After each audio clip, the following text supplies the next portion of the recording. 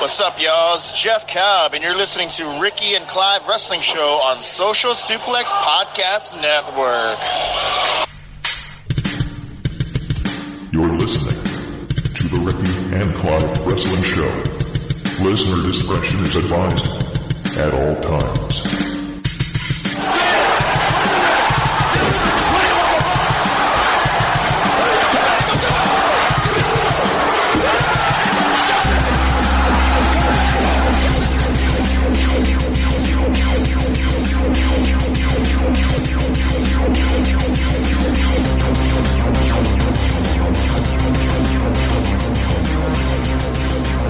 Hello and thank you once again for downloading and listening to another episode of the Ricky and Clive Wrestling Show, part of the Social Suplex Podcast Network. My name is Clive. My co-host Ricky is unable to be here tonight due to just, he's not keeping well again, life getting in the way and stuff like that, so it's going to be another solo show. Apologies for that. You will also be able to tell from the sound quality that I've got the sort of thrown together hardware for tonight. My system's playing up again, not the best of timing, so with regards to Ricky and all that stuff, I'm going to touch on something later on towards the end of the show. Until then, however, I'm going to chat a wee bit about wrestling, and this has been a week and a half, let me say, and I'm going to shock you all, or some of you, to announce that I have actually been tuning into All Elite Wrestling recently.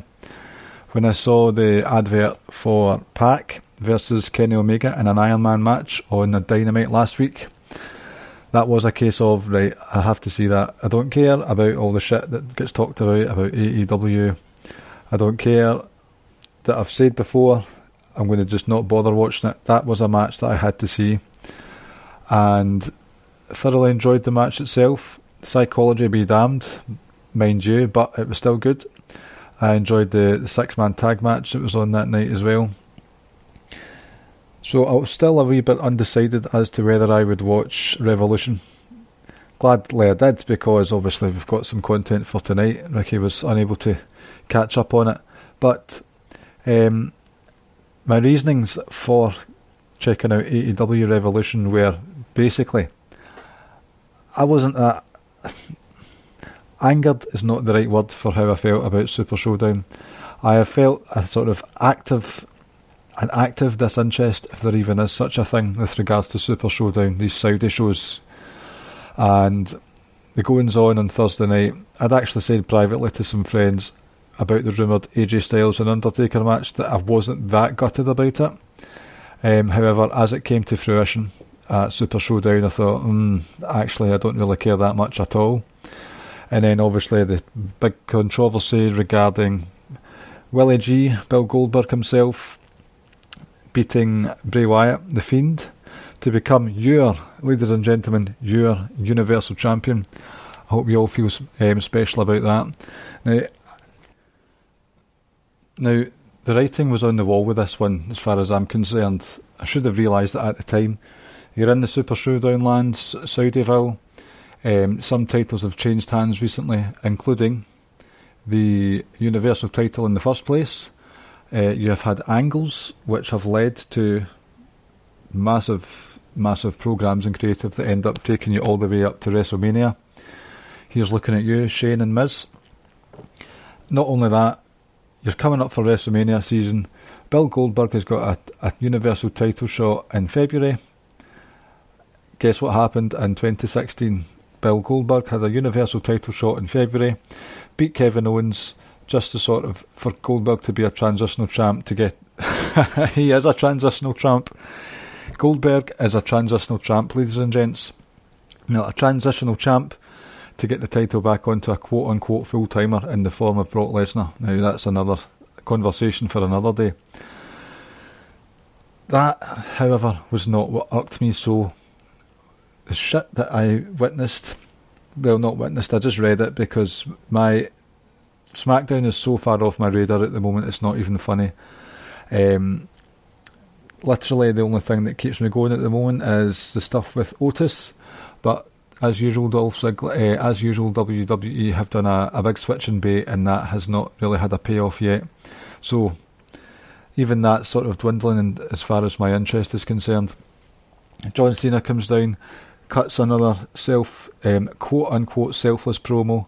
I'm all about giving opportunities to the new stars. And then he doesn't, because The Fiend, who historically has decided instead to attack people or get Bray Wyatt in his funhouse to sort of call them out. But no, Bray Wyatt breaks character completely and asks, "Please sir, may I have some more?" by pointing at the Wrestlemania sign and a sort of begging gesture to John Cena. John Cena is a man I've just got no time for. I'm done with him. For him to cut a promo like that and then just go back on his word, that's one of the biggest faux pas he's done in a long, long time. I wish he was done with it. I've said my piece on John Cena before. I've said my piece on part-timers before.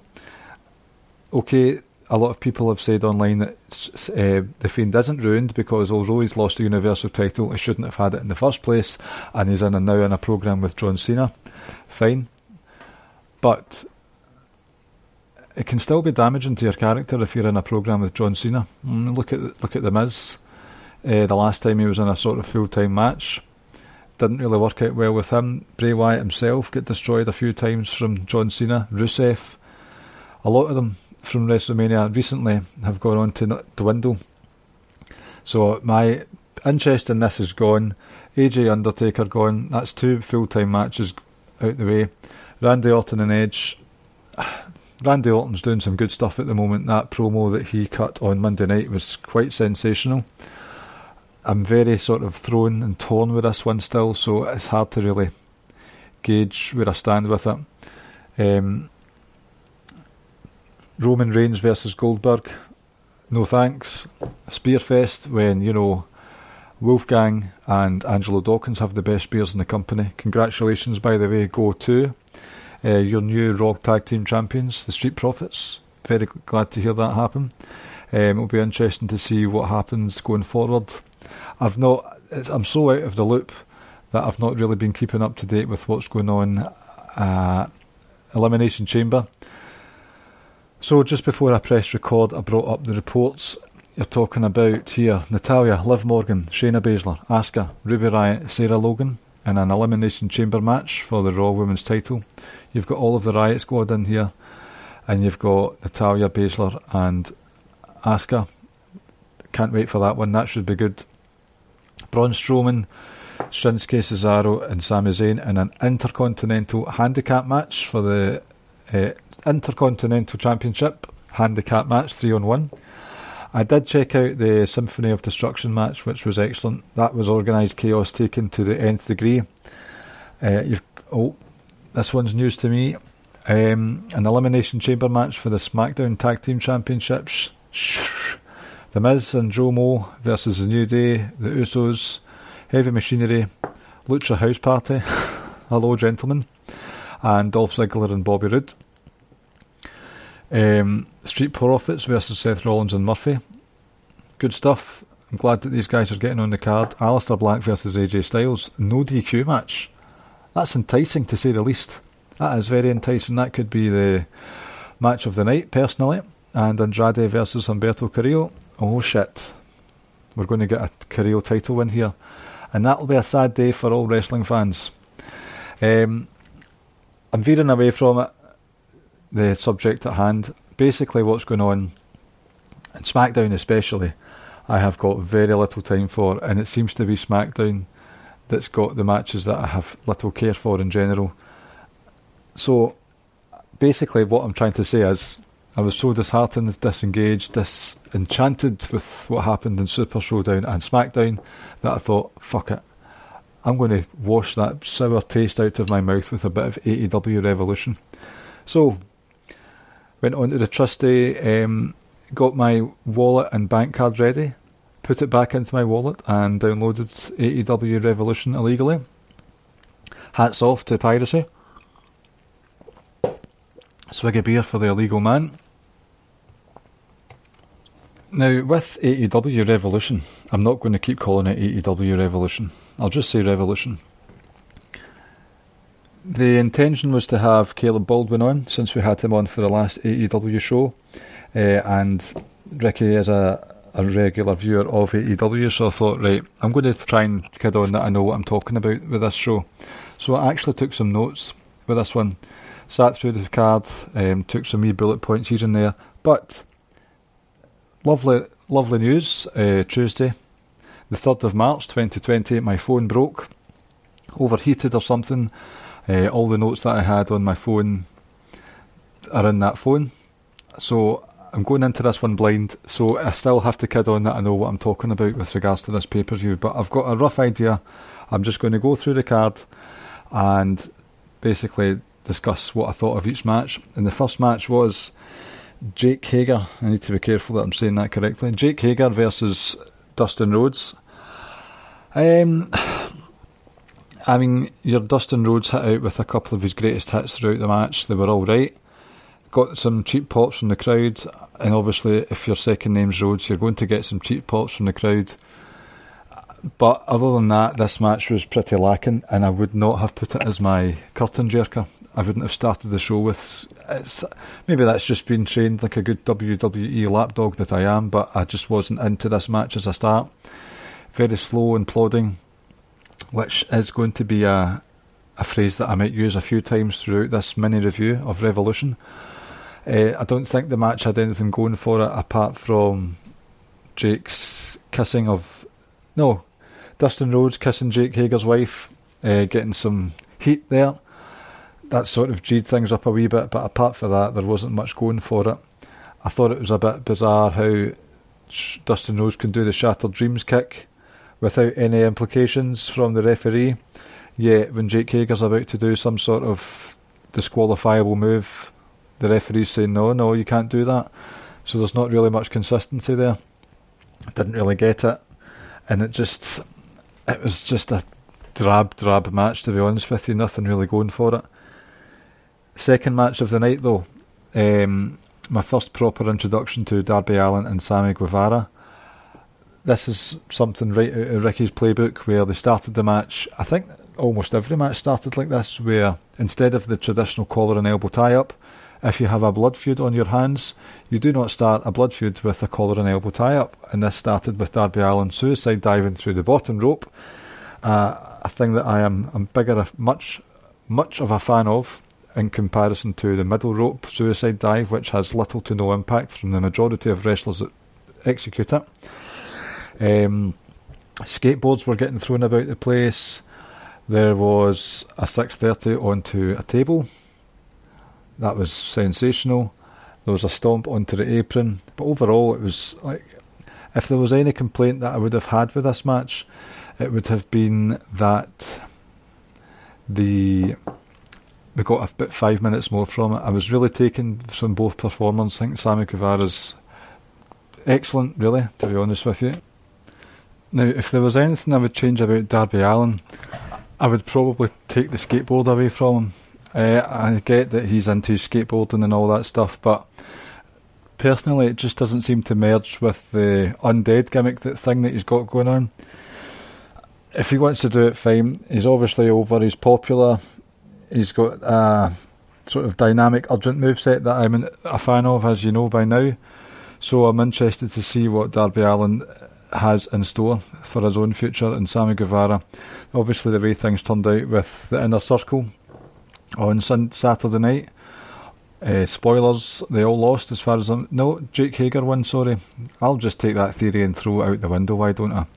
But the match itself, Sammy Guevara and Darby Allin, very good, but I would have given it 5 more minutes, because I was enjoying it so much. And if I had to sort of chop and change, I would take 5 minutes from a match which, I don't know if this will surprise you or not, but Pac versus Orange Cassidy. I'm just not into Orange Cassidy at all. Okay, you've got a bit of comedy, you've got the sauntering about the ring like a cool dude, and then he sort of explodes with some work rate offense and tornado DDTs and suicide dives and all that stuff. And I thought, when I was thinking about this, I thought of the match between Breeze Angle and the Usos, where Tyler Breeze dressed up as an old woman and a janitor. Aye, that was good fun. It was once in a while though. That caught them off guard, and it's not been repeated. Orange Cassidy, you know what you're getting with him. Pac should have dealt with him in minutes.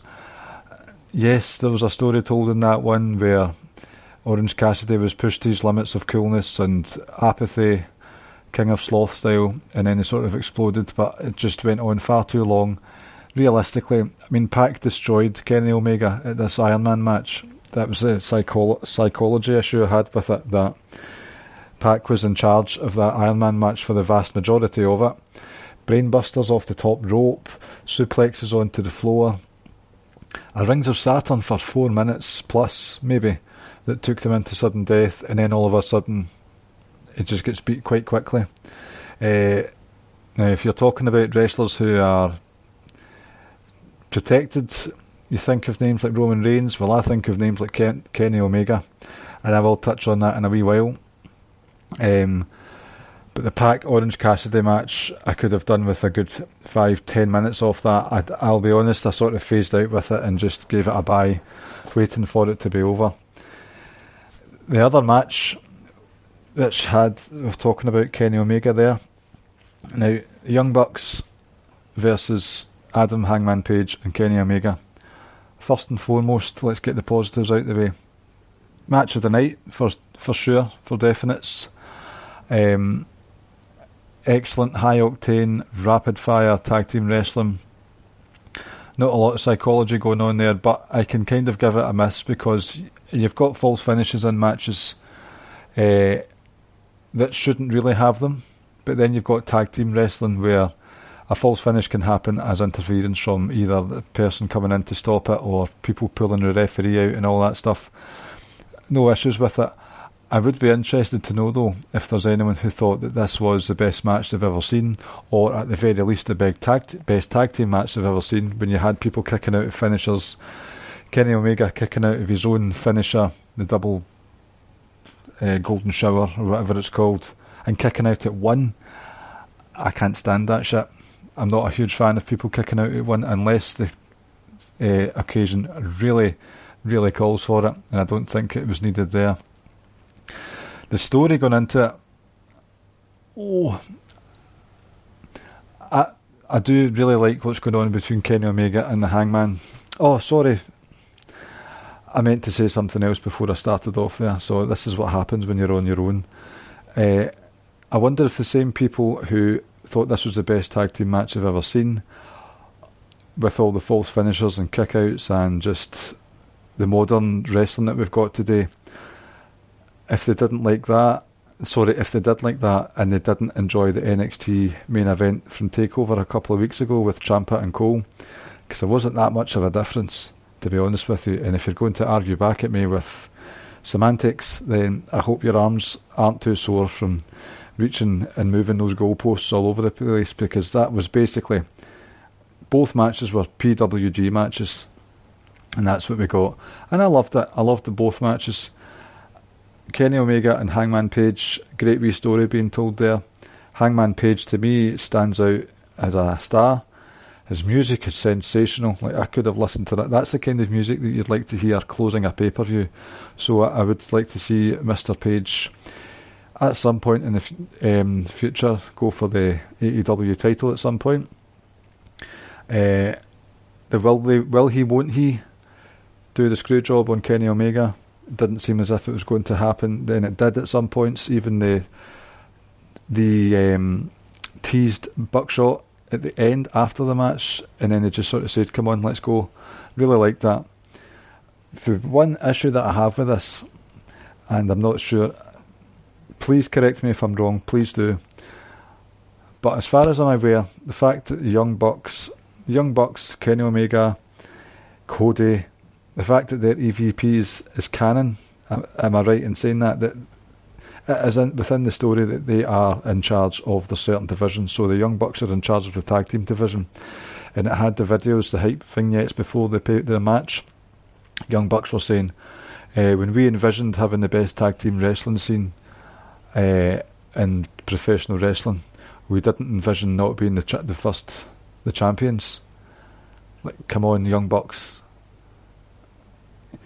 Okay, if you want to say, I can't believe you're not the tag team champions, but then in the same breath say, we're the bookers, paraphrasing, that's a pass for me, I'm afraid. Don't say that shit.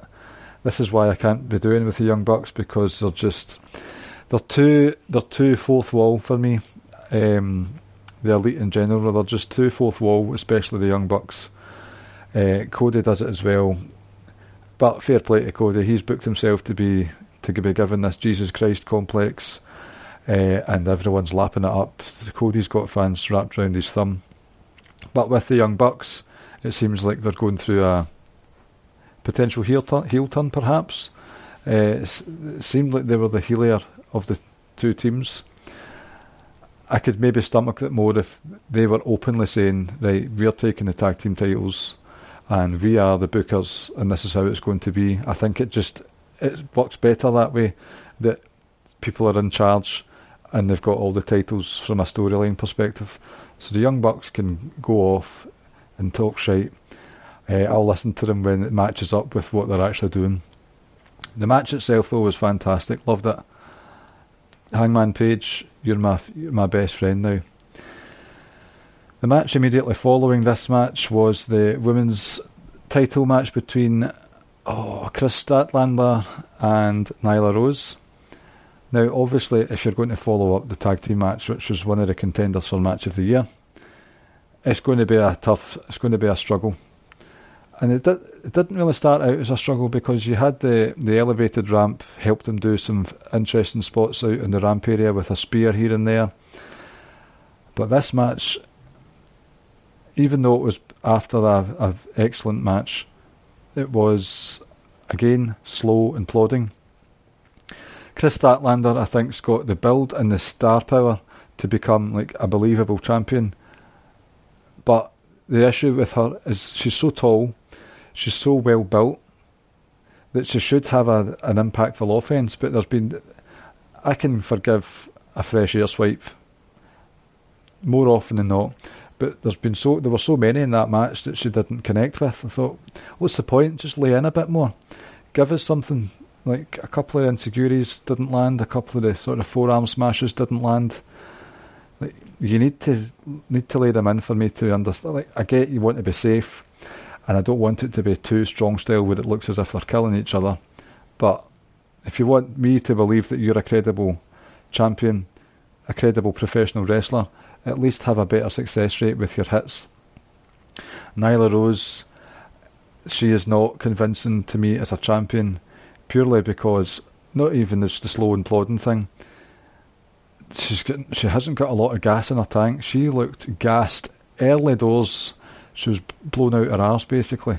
And the powerbomb at the end looked really dangerous, as if she'd almost tripped out of it to do the powerbomb. And I was watching it actually thinking to myself, oh my, we're about to see a fucking big injury here. It was just so poorly executed. Bad match, to be honest. A couple of spears were alright, but the rest weren't that great. The match that they had on Dynamite the Wednesday prior, it was a fatal four-way between Big Swole and some other wrestlers who I'm not even going to pretend to know that Kazawaka. I don't know their names right now. Like I say, I've only started watching, so forgive me please for not remembering some of these names. I did enjoy that match. It was a bit spotty. No, I don't mean spotty as in spot monkey. I mean it was just a bit spotty and a bit erratic. But it was a hell of a lot better than the Women's Championship match. And I know Nyla Rose has only just been christened with that title, but she needs to up her game. She needs to get some cardio going, because AEW is all about the work rate, and she has not got it. She's not got the tank. I don't know who else there is in terms of wrestlers who can credibly challenge her. Statlander doesn't look credible to me because of all the sort of weak impact that she's got. I don't know who's waiting in the wings, and as far as I'm aware, a sort of general disdain for the women's division in AEW exists anyway. So it's like I've not really got much to go on with that one. What was next? It was the Cody and MJF. Now I get the story going into it was good, and Cody is over. He is over like Rover. He is. Many have said he's the best babyface in the business right now. He's been cutting the best promos in decades. He had the best match in decades with Dustin Rhodes. He's a saviour. He took the lashes for himself. Yes, Cody did do all that, but let's not beat around the bush here. Beat about the bush. It's easy to get yourself over if you hold the pen and paper. It really is. And for him to receive all this sympathy that he has had since basically, well, I don't know when it was, but when MJF screwed him out of the title match against Jericho, he's had so much set against him, the lashes, his brother, I can't remember. See, this is where context would help. But Cody's booked himself to look like a Jesus, and it's pretty transparent, and if you're a big Cody mark, fair enough. As I said earlier, he's doing his job and he's doing it well. I cannot take that away from him, but it's quite funny to see how people are so invested in him when he's basically got the pen and paper himself. This actual match, Cody's not that innovative in the ring, and MJF isn't that great in the ring either from what I saw. From the matches I have seen from Cody, those being the match with Nick Aldis and Dustin Rhodes, he does like his bells and whistles, his smoke and mirrors, pun well and truly intended. He does enjoy his smoke and mirrors. So there is that. The problem with this specific match, though, was that the bells and whistles weren't really that good. The sort of, what do you call it? The brogue kick, basically, that Cody did when Wardlow moved out the way and Cody kicked Arn Anderson instead. I think it was Wardlow, I can't remember, but he kicked Arn Anderson. That was pretty muddy. And I don't have a clue why MJF was busted open at all, never mind so profusely. MJF disappeared, came back with blood streaming down his face, and I was racking my brain thinking, right, what happened? Was that a suicide dive? Was that it? And if that's the case, how does that merit such a blade job? So all the bells and whistles surrounding it weren't that fantastic. And obviously, with them not having the greatest of chemistry, Cody not being the greatest of wrestlers, if you're looking for work rate and all that stuff, this match wasn't that great for me. And the crowd were a lot more invested in other matches, so for Cody to have all this heat on his behalf these last few months, and then for the crowd to sort of just casually simmer along with it, don't know, did they not enjoy it either? Was it not a big deal? And MJF with the win at the end, for Cody to go on and get even more sympathy heat on his behalf. It's one of those ones where I can't help but compare it to WWE. I mean, Cody himself said this will be our WrestleMania, this revolution. So if you've got the big payoff, you've got a wrestler who's been getting attacked so often, so much babyface sympathy behind him, and then he loses at one of their big shows, people would be calling for heads, and if that happened in WWE. But it's Cody, he's allowed to do what he wants, so that's fine. Again, hats off to him. He's doing very well, but I just wish people would have the same sort of energy. I don't really know the proper word for it. The same energy of disdain or outrage if one of the babyfaces in WWE was kicked out or beaten at one of their big shows, if they would be as patient as they are with Cody's. With regards to Cody's tattoo, I didn't know this was a new thing on Cody's neck. I just thought it was a tattoo that I hadn't seen before, so it's ugly as all sin, but okay, do what you want. At least it took a bit of shine off Jack Gallagher. I saw an awful take on Twitter saying this is WWE's fault that Jack Gallagher got the tattoo, called it a depression tattoo.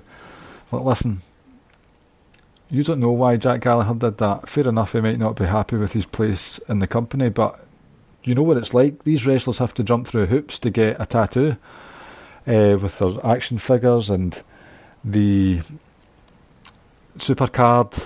Like, basically all images need to be changed now for Jack Gallagher, so it's not as if this was a snapshot decision. They thought it through. WWE thought it through as well. I don't know why Cody did it. He got his own brand on there.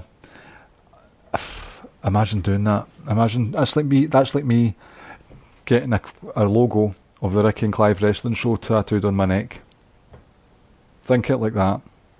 Would I do that? Well, no, because I wouldn't get a tattoo anyway. I'm not against tattoos. I'm just not for them on my own skin. But in terms of the shock factor, it didn't happen with me because I just thought it was a tattoo I'd had for a while anyway. I might be wrong. I might have missed out a match or two. I can't tell you off the top of my head. But the only other match on the show was Jon Moxley versus Chris Jericho. And it was alright. It's what you would expect from a Chris Jericho match in the twilight of his career. It's what you would expect from a Jon Moxley who's not much different from the Dean Ambrose, but I'll not go down that road again. That's just going to get me some hate because I posted a column about it a few weeks ago and some folk were not happy, but kind of just have to deal with it. The promo at the end from Jon Moxley talking about we brought professional wrestling back. It's like, listen, I'm trying to get on board with you, Moxley, but when you say shit like this, bring pro wrestling back. What exactly is pro wrestling? Because you've got an alien on your card, you've got a guy who's a sloth on your card.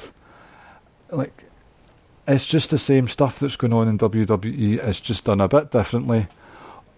People have been presented a bit better, perhaps, in some instances, and the crowd lap it up anyway. It's not different for pro wrestling for WWE. WWE just decide to call it sports entertainment for branding purposes.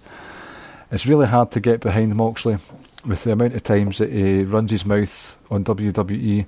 If I was an interviewee of him and he kept asking about WWE, I would say, listen, I'm done talking about them. Can you ask me something else now, please? Like, for instance, what do you want to do about the future of AEW? But he keeps going on about WWE when he's not that much different now, and it makes me think, why should I bother? If you're shitting on WWE so much, but you're not that much different apart from some middle fingers, a swear word and a fucking eye patch, why should I care? So I was a wee bit apathetic towards this match. Jericho was good fun though. I do enjoy what I've seen from Jericho the last couple of weeks. His trademark of carrying the camera and sort of moving it on to someone else. That's quite funny. The match itself was alright. The referee, I think her name's Aubrey Edwards, seems to be a bit of an attention seeker, which is fine. If you want to give your referee's character, then fair enough.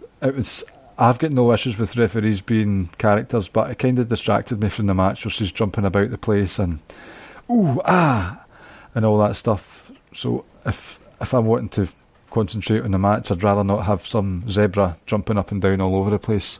That's what Nick Patrick was for, and Nick Patrick was there to be booed. We don't want to boo Aubrey Edwards because, as far as I'm aware, she's quite a liked figure. So I'm going to just double check that I've not missed any of the matches because I feel as if I have.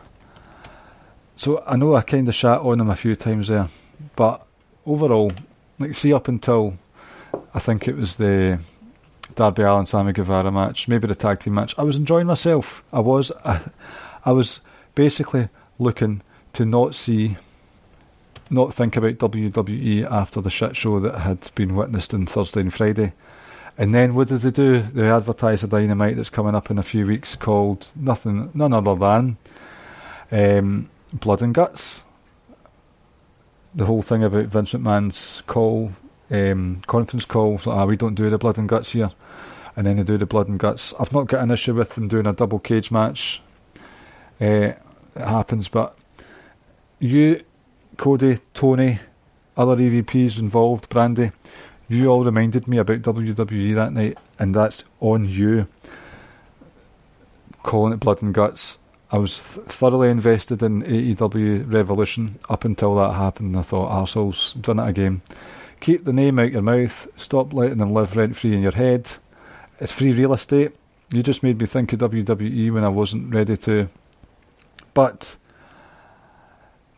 there are some, I know I've shat on it for a while, but there are some positives going forward. There really are. I didn't see any of the dark matches, so there is that. But Darby Allin, Sammy Guevara, both stars, really enjoyed that match. 5 minutes that lasted. I'm just looking it up on Wikipedia just now. Only 5 minutes. That's crazy that match was so short. I know you had the stuff beforehand, but it just felt as if it was going on a bit too... No, it didn't feel as if it was going on long enough. I like MJF in general. His wrestling is not that great. Cody needs to step away from this entourage thing that he's got. Oh, by the way, 2 things. Cody's entrance music with the live band was absolutely hideous, like really bad. In contrast, Chris Jericho's entrance with the gospel choir singing Judas. What's it called again? The Judas song that Jericho has. That was fantabulous. I actually sort of took off the headphones, pressed pause, and said to the wife, "Come and listen to this. I know you've not heard this song before, but listen to this." And we were all overawed. And we sat round the computer and started crying. That's how good it was. Nudge, nudge. What else? Adam Page, sensational. Really like him. Kenny Omega doesn't know how to spell psychology, but this whole thing with Kenny Omega and Adam Page is quite interesting. Pac's great.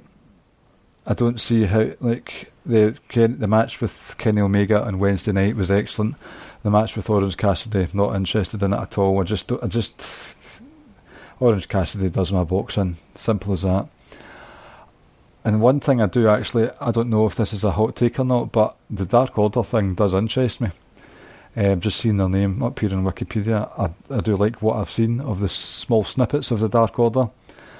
Interesting to see what goes forward with that. So the pay-per-view itself was okay, nothing more. It was helped along by matches 2 and 3 of the card, Darby Allin, Guevara, and the tag team titles match. I thought they were absolutely outstanding, like top-notch material. So I would say it was an above-average pay-per-view purely because of those 2 matches. And there is enough, ladies and gentlemen, for me to be invested in, and I'm actually looking forward to seeing what Dynamite offers this week. Furthering the stories, I want to see what happens with Darby Allin. I want to see what goes on with Kenny Omega and Adam Page. And fair enough, John Moxley's the champ. Not a decision I'm overjoyed with, but it's sort of interesting. There's always a world title change. It's good to see what happens with that. So I may have sort of cushioned or lessened the blow with regards to me not watching AEW anymore. And that's thanks all to Pac and Kenny Omega with their Iron Man match. And it's also thanks to WWE for bringing Goldberg back to win a title and to bring Cena back to be a cunt again. Yes, John Cunt, that's what I'm going to start calling him from now on. Can't stand him. So that was a bit all over the place. Apologies for that, but as I said, I did have notes. They were quite thorough, as far as bullet points can be thorough. When it comes to the stage of the episode, where in a solo show, they don't last much longer. I said at the start of the show that Ricky was unavailable this week. Life got in the way. Well, in all honesty, there are several unforeseen circumstances going on with Ricky at the moment. There's no need for me to go into what they are. It's just, as you know, his health wasn't great at the end of last year, and there's just a few things going on just now where it has come to the point where he has decided to take an indefinite leave from podcasting, and an indefinite leave from basically being a public figure in the wrestling world in general. So you're talking Twitter, Facebook, even a few messenger groups and all that stuff. He's just got a lot on his plate, and I respect that. So shout out to Ricky. Hope things get all right with you in the very near future. This all kind of happened yesterday, and it was shit timing because this decision I made happened when my phone broke. So it's been a bit sort of up in the air until my phone's still only setting up, the one that I got today. So with that in mind, I had a decision to make. We did the Ramadan last year where Ricky wasn't here for 5 or 6 weeks, and it was a sort of mishmash of me doing solo shows and getting guests in. Behind the scenes, that was a bit stressful for myself. I think if I was to keep doing solo shows for the foreseeable with Ricky taking a sabbatical, I think the show would suffer. I don't think this has been a very good podcast tonight. I'm not going to lie to you. Also, just the sort of rigmarole of trying to get a new guest every week, and the possibility that the said guest, due to their own unforeseen circumstances, can't make it. So there's that, the stresses of that, and even with Ricky being out for a while, no matter who we have on, if it's me or if it's someone else, it wouldn't actually be the Ricky and Clive wrestling show for the next wee while. So with a sort of heavy heart but clear head, I've decided that from now, this episode onwards, the Ricky and Clive wrestling show will be on hiatus. I can't say when we'll be back. It's not fair to say we'll give it a few weeks and we'll be back. It could be, you never know, it could even be fucking next week. It could be tomorrow, but it might be a while. I'm struggling to find the words to sort of say it properly. I don't want this to be a goodbye, because it's not a goodbye. It's just we're both get different reasons for why we're not coming back onto the podcast for a while. I've spoken to Jeremy privately. Shout out to Jeremy for being such a great guy about all this. But just for the foreseeable future, this will be the last Ricky and Clive show going forward. If we do come back, we might change things up, change format. Might be, but when you least expect it. I know I'm rabbiting on now. I will still be present on Twitter, still talking shite, still retweeting, still predicting TV title changes. I will still also be doing the Lords of Pain columns. I should actually say that that's now WrestlingHeadlines.com, so LordsofPain.com has changed to WrestlingHeadlines.com. I'll still be doing the brand extension columns, and I actually have one up this week. It's going to be called, hopefully you'll check it out, Can Drew McIntyre Really Be the Chosen One? So I'll just go into a bit of detail about Drew McIntyre there. So, Lords of Pain, Wrestling Headlines, whatever you want to call it, those columns will still be ongoing, and I will still be a public figure, so to speak, with regards to Twitter, not so much Facebook, because that's a shit show anyway. I'll still be on Twitter if you want to reach out. Until my phone's sorted as well, I might not have much access to Twitter, so if you want to reach out, you can. If you don't want to, that's fine. So, don't know, as you can hear, I'm not emotional, I'm just a bit unsure of how to approach this subject, but I think I've approached it as much as I can and as best as I can, because we know that talking is not my strong point, as I finally admit it 150 odd episodes into the Ricky and Clive wrestling show. If and when we return, until we return, I want to thank everyone. I'm not going through names, we'll be here all night. You know who you are. Thanks for all your support. Thanks for buying stuff. Thanks for retweeting. Thanks for all the shit that you've done in support of the Ricky and Clive wrestling show. Hopefully we'll be back bigger and better than ever. And I'm sorry to you guys who have supported us in all the ways, shapes and forms that you have. Just at this moment in time, just need a breather from it all. Just for a variety of reasons. Sorry, I am very sorry to end things on a sour note. I've not even got a joke lined up for you this week to sort of bring it back, which is even more devastating, I'm sure you'll all agree. But with that, going to bring the show to a halt now. I hope you've enjoyed the fact that I've become a traitor and I've started watching AEW Revolution. Once again, shout out to Ricky. I'll speak to you soon, brother. And to the rest of you, thanks for listening. For now, we'll speak to you at some point down the road. Cheers. No, wait, sorry. In typical fashion, I've forgot the bloody plugs. I can't end the podcast cut temporarily, in parentheses, without doing some plugs. So we have been the Ricky and Clive Wrestling Show. My God, this has went so far off the rails. It's not even funny. The Ricky and Clive Wrestling Show on the Social Suplex Podcast Network. The other shows that you have are One Nation Radio, Keeping It Strong Style, Grown Men Watch This Shit, Get in the Ring, and All Things Elite. I'm going to take out the whole thing about buying a t-shirt from us, but head over to prowrestlingtees.net with the Social Suplex page, buy some t-shirts from the rest of the Social Suplex guys. The socialsuplex.com has all the podcasts and the columns that we do. Press the subscribe button and they'll all be sent directly to your email inbox. The other guys have donate buttons. So head over to their sites, the podcasts that I talked about, press their donate buttons and spread some love, give them some money. Make this all, the hardware and the sort of behind the scenes stuff worthwhile, please. Wrestling Squared Circle Facebook group is where you can find a lot of us talking about wrestling. And we are at Ricky and Clive on Twitter, and I'll still be at some point present on Twitter. So that's it. I am actually signing off now. So time to go. Bye-bye.